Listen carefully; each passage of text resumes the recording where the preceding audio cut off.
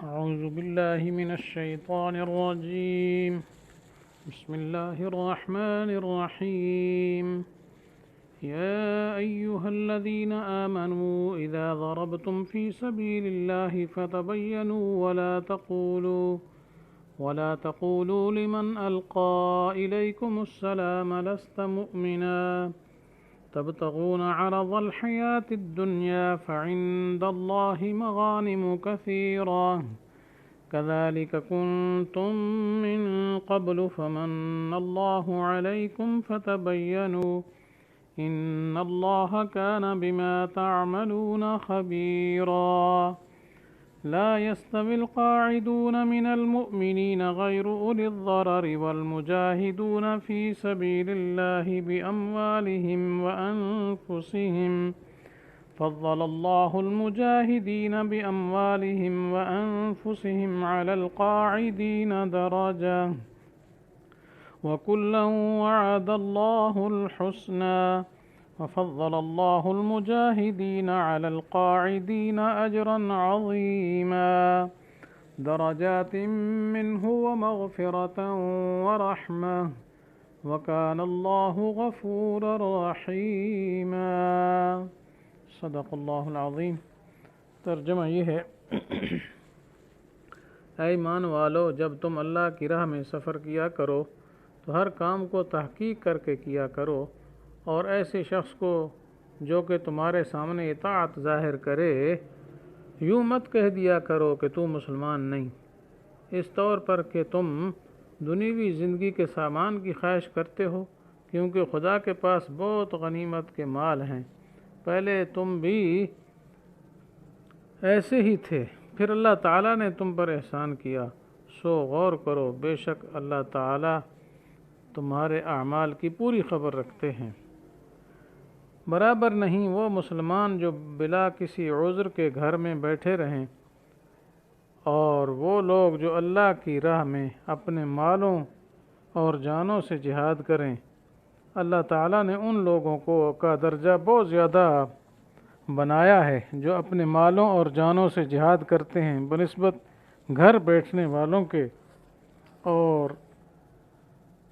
سب سے اللہ تعالیٰ نے اچھے گھر کا وعدہ کر رکھا ہے، اور اللہ تعالیٰ نے مجاہدین کو بمقابلہ گھر میں بیٹھنے والوں کے بڑا اجر عظیم دیا ہے،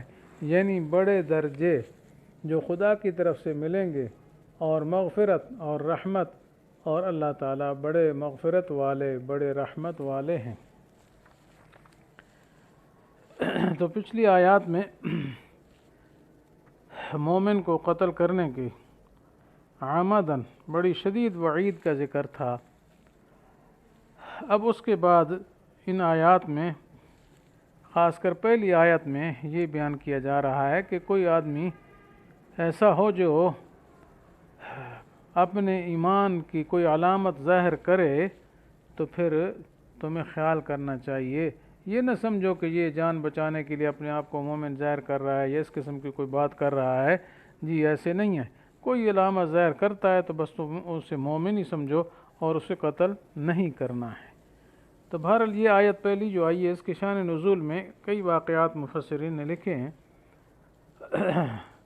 تو ایک واقعہ یہ پیش آیا کہ آپ صلی اللہ علیہ وسلم نے مجاہدین کا ایک دستہ ایک قوم پر جہاد کے لیے بھیجا. تو اس قوم میں ایک شخص مسلمان تھا جو بڑا مالدار تھا، تو جو اپنا مال اسباب مویشی ان میں سے نکال کر علیحدہ کھڑا ہو گیا. جب یہ وہاں پہنچے تو اس نے مسلمانوں کو دیکھ کر السلام علیکم کہا. تو مجاہدین نے یہ سمجھا کہ یہ بھی کافر ہے، ہمیں دیکھ کر اپنی جان اور مال بچانے کی خاطر اپنے آپ کو مسلمان ظاہر کرتا ہے، اس لیے ہمارے جیسا اس نے سلام کر دیا. تو اس لیے اس کو قتل کر ڈالا، اور اس کے جو مویشی تھے، مال اسباب تھا، سب لے لیا. تو اس کے بعد ہی آیت نازل ہو گئی جی کہ یا ایھا الذین آمنوا اذا ضربتم فی الارض، ایمان والو جب زمین میں چلے پھرو جی تو فتبینوا، تحقیق کر لیا کرو. تو گویا مسلمانوں کو تاکید و تنبیہ فرمائی گئی کہ جب تم جہاد کے لیے سفر کرو تو تحقیق سے کام لو اور بغیر سوچے سمجھے کام مت کرو. وَلَا تَقُولُوا لِمَنْ أَلْقَىٰ إِلَيْكُمُ السَّلَامَ لَسْتَ مُؤْمِنًا، اور اس طرح مطلب یہ ہے کہ تمہارے سامنے اگر کوئی اسلام ظاہر کرتا ہے تو اس کے مسلمان ہونے کا ہرگز انکار مت کرو۔ چنانچہ یہ واقعہ جب آپ صلی اللہ علیہ وسلم کو بتایا گیا تو آپ بہت غمگین ہوئے اور بہت رنجین ہوئے اور رنجیدہ ہوئے، اور آپ نے فرمایا کہ ان لوگوں کا دیت خون بہا ادا کیا جائے۔ چنانچہ آپ صلی اللہ علیہ وسلم نے ان کا خون بہا بھی ادا کیا۔ تو بہرحال اس آیت میں ایک ارشاد یہ بھی فرمایا گیا جی کہ فتبینوا، تحقیق کر لیا کرو، تحقیق کے بغیر ایسا نہیں کرنا جی، تو ہر کام کو تحقیق کر کے کرو، اور ایسے شخص کو جو کہ تمہارے سامنے اسلام کی علامات ظاہر کرے، جیسے کلمہ پڑھنا ہے یا مسلمانوں کی طرف پر سلام کرنا ہے، یا تم مت یوں کہو کہ تو دل سے مسلمان نہیں ہے، محض اپنی جان بچانے کو جھوٹ موٹ تو اسلام ظاہر کرتا ہے جی، ٹھیک۔ وَلَا تَقُولُوا لِمَنْ أَلْقَىٰ إِلَيْكُمُ السَّلَامَ لَسْتَ مُؤْمِنًا، تو مومن نہیں ہے جی، ایسے کہنا یہ ٹھیک نہیں ہے، اور نہ اس کو قتل کرنا درست ہے۔ آگے فرمایا کہ تم کیا چاہتے ہو، مال دنیا کا تمہیں درکار ہے، ٹھیک ہے، تبتغون عرض الحیات الدنیا، مال چاہتے ہو تو فعند اللہ مغانم کثیرہ، تو اللہ تعالیٰ کے ہاں تو بڑی بڑی غنیمتیں ہیں، تمہیں اس کی پرواہ نہیں کرنی چاہیے، کیونکہ یہ چیزیں تو اللہ تعالیٰ نے تمہیں دینی ہیں، اور اللہ تعالیٰ کی مرضی ہے جب جس وقت چاہیں گے دیں گے۔ چونکہ بعد میں مسلمانوں کو بہت مال غنیمت ملا ہے تو قرآن میں پہلے اشارہ کر دیا گیا فعند اللہ مغانم کثیرہ، تو اس وجہ سے آگے فرمایا کذالک کنتم من قبل، تو مزید تنبیہ کرتے فرمایا تم بھی تو پہلے ایسے ہی تھے نا جی، کہ تمہارے اسلام کو کیسے قبول کیا گیا، تم نے تو بھی صرف بس جی لا الہ الا پڑھ کے سنایا تو بس کام ہو گیا جی، تو یاد کرو پہلے ایک زمانہ میں تم بھی ایسے ہی تھے کہ تمہارے اسلام کے قبول کا مدار بھی صرف تمہارے دعوے اور اظہار پر تھا، اور اسی شہادت زبانی یعنی اشہد اللہ الہ کی بدولت تمہارا جان و مال محفوظ سمجھا گیا۔ تو پھر اللہ تعالیٰ نے فمن اللہ علیکم، تو اللہ تعالیٰ نے تم پر احسان کیا کہ تمہارے ظاہری اسلام پر اکتفا کیا گیا اور تفتیش باطن کا معاملہ پر موقوف نہ رکھا گیا، لہذا تم بھی غور کرو اور چھان بین کر دیا کرو، کوئی مسلمان تمہارے ہاتھ سے قتل نہ ہو جائے۔ بے شک اللہ تعالیٰ تمہارے اعمال کی پوری خبر رکھتے ہیں، یعنی اللہ تعالیٰ کو تمہارے ظاہری اعمال بھی اور دلی اغراض بھی سب پر اطلاع ہے، تو اب جس کو قتل کرو محض اللہ کے حکم کے موافق کرو، ایسے نہیں کرنا ہے۔ تو بہرحال اس سے یہ معلوم ہوا کہ ہر کام جو ہے انسان کو کیسے کرنا چاہیے، سوچ سمجھ سے کرنا چاہیے، غور و فکر کے ساتھ کرنا چاہیے، ایسے بلا تحقیق کوئی کام نہیں کرنا چاہیے۔ تو اب چونکہ یہاں یہ روکا گیا کہ مومن کوئی ہے تو اس کو قتل کرنے سے احتیاط کرو، ایسے قتل نہ کیا جائے، تو کسی کے دل میں یہ شبہ ہو سکتا تھا کہ کہیں ایسا نہ ہو کہ ہمارے ہاتھ سے مومن قتل ہو جائے، لہذا ہمیں جہاد پر بھی نہیں جانا چاہیے۔ تو فرمایا نہیں یہ بات نہیں ہے، بلکہ جہاد میں جانے کی بڑی فضیلت ہے، بڑی فضیلت ہے جی۔ تو اس وجہ سے ان آیات میں آگے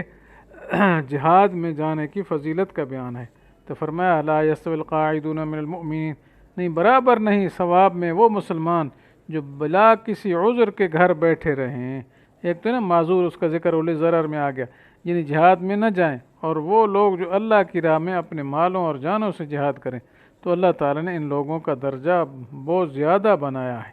جو اپنے مال اور جانوں سے جہاد کرتے ہیں بنسبت گھر میں بیٹھنے والوں کے، اور یوں بوجہ فرض عین ہونے کے گناہ ان بیٹھنے والوں پر بھی نہیں ہے، کیونکہ فرض عین تو ہے نہیں، تو اس لیے بیٹھے رہیں جو تو گناہ نہیں ہے، بلکہ بوجہ ایمان کے اور دوسرے فرائض عین بجا لانے کے سبب سے، یعنی مجاہدین سے بھی اور قائدین سے بھی اللہ تعالیٰ نے اچھے گھر کا، جنت کا، آخرت کا وعدہ کر رکھا ہے، تو اللہ تعالیٰ نے مجاہدین کو بمقابلہ گھر میں بیٹھنے والوں کے بڑا اجر عظیم دیا ہے، جس کی تفصیل یہ ہے کہ اول تو اللہ تعالیٰ کی طرف سے مجاہدوں کو بہت سے درجات جنت میں حاصل ہوں گے، دوسری مغفرت الہی ان کے شامل حال ہوگی، تیسری یہ کہ رحمت الہی ان کو ڈھانک لے گی، اس لیے اخیر میں فرمایا وکان اللہ غفور الرحیمہ، یعنی اللہ تعالیٰ غفور الرحیم ہیں، جہاد کرنے والوں کے بارے میں اجر و مغفرت کی جو وعدے ہیں وہ ضرور پورے فرمائیں گے۔ یا یہ ہے کہ مجاہد کے ہاتھ سے کوئی کیا ہے لا علمی میں کوئی مسلمان قتل ہو گیا تو امید ہے کہ حق تعالیٰ ضرور معاف فرما دے گا، لہذا اس اندیشے کی وجہ سے جہاد سے نہیں روکنا چاہیے۔ اب اس آیت میں ایک عجیب بات ہے، غیر اول الضرر، یہ الگ مستقل وحی آئی اور اس میں معذوروں کے لیے رخصت کا ہے۔ بخاری شریف کی روایت میں ہے جی کہ جب اس آیت کے ابتدائی الفاظ نازل ہوئے تو لا یستوی القاعدون من المؤمنین، یعنی بیٹھنے والے جو ہے نا عام جی مومنین سے وہ برابر نہیں جہاد کرنے والے مومنوں کے، تو آپ نے حضرت زید بن ثابت رضی اللہ تعالیٰ عنہ کو بلایا، چونکہ وہ کاتب وحی تھے تو ان کو بلایا اور ان کو حکم دیا کہ اس کو لکھو۔ آپ لکھوا ہی رہے تھے یہ آیت، تو اسی دوران میں حضرت عبداللہ ابن ام مکتوم رضی اللہ تعالیٰ عنہ جو نابینا صحابی تھے وہ آپ کی خدمت میں حاضر ہو گئے اور عرض کرنے لگے یا رسول اللہ جی کہ مجاہدین کے تو بڑے ثواب ہیں، میں تو نابینا ہوں، کس طرح شریک جہاد ہو سکتا ہوں جی، تو میرے لیے کیا ثواب ہوگا؟ تو اس پر یہ آیت کہ الفاظ غیر اول الضرر، بس یہ ایک مرکب اضافی نازل ہوا، بس غیر اول الضرر یعنی 3 کلمے ہیں، یہ نازل ہو گیا۔ تو مطلب یہ ہے کہ جو بیٹھنے والے مجاہدین ہیں اور جو گھر بیٹھے ہوئے ہیں، تو گھر بیٹھے ہوئے معذور نہیں مراد، غیر معذور ٹھیک ٹھاک ہیں، پھر گھر بیٹھے ہوئے تو وہ مجاہدین کے برابر نہیں۔ تو اس کا مطلب یہ نکل آیا جی کہ جو معذور ہیں لیکن ان کی دلی تمنا اور خواہش اور ان کی بہت زیادہ آرزو ہے کہ ہم بھی اگر کیا ہے معذور نہ ہوتے تو ہم بھی جہاد پہ جاتے جی، تو ان کو ثواب پورا ملے گا ان کی نیت کی وجہ سے جو معذور ہیں۔ ہاں جو آدمی معذور بھی ہے، جانے کے قابل ہی نہیں ہے اور اس کی نیت ہی کوئی نہیں ہے، وہ کہتا ہے اچھا چلو میں بچا ہوا گھر، تو پھر ثواب نہیں ملے گا۔ ثواب اسی صورت میں ملے گا کہ اس کی بڑی تمنا ہے،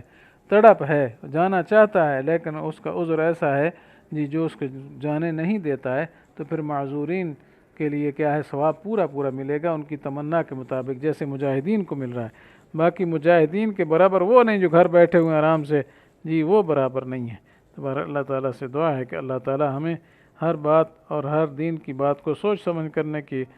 توفیق نصیب فرمائے، اور اللہ تعالیٰ ان مجاہدین کے راستے پر چلائے جنہوں نے اپنا جان و مال اللہ تعالیٰ کی راہ میں قربان کی۔ آمین۔ وآخر دعوانا ان الحمد للہ رب العالمین۔